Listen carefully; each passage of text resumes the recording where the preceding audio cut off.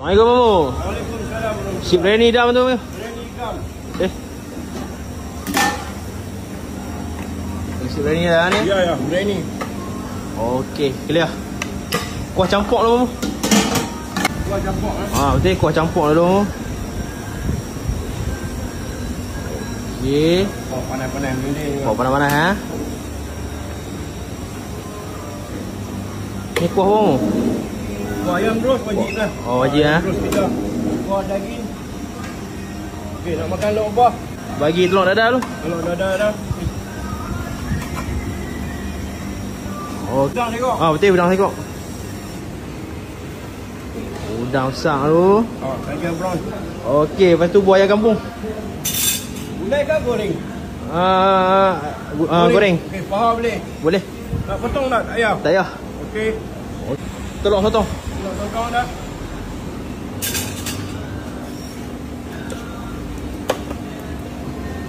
Okey.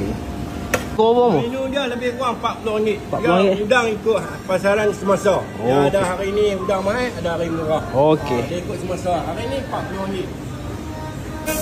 Nanti kan nak pokok ubi lah. Pokok ubi dia menggunakan menu-menu hot fresh. Okey, ni apa Mamu? Udang besar. Udang besar. Tiger prawn. Okey.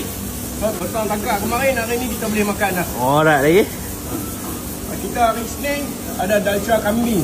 Okey. Dalca kambing, ikan nyok-nyok putih, ikan jenahak, Okey. lem sheng. Lem sheng Kalau orang? penggemar lem sheng, boleh main. Kita ada lem sheng. Kambing kari pokok ubi. Okay, menu terbaru kita, menu ayam masak bawang. Bajet tu. Dalam si bajet ada apa Mamu? Nasi majik ada ayam. Buah kuah campur boleh Mamu? Boleh kuah campur wajib. Ayam kobis. Ya, babi. Okey. Kuah campur.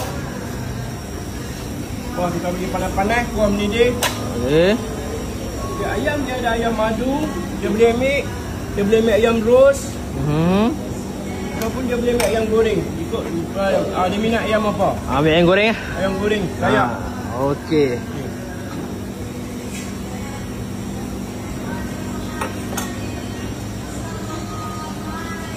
Okey. Macam ni harga berapa Mamu? Harga ada RM10. Oh, sekali ngayak ah. Ya, siap mengayak.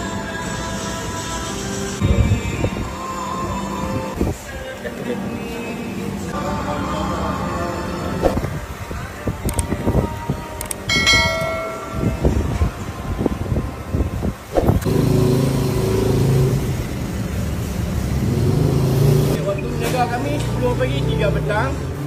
Hari Jumaat cuti. Lokasi? Lokasi dia Taman Kangkung, Kulim, Kedah.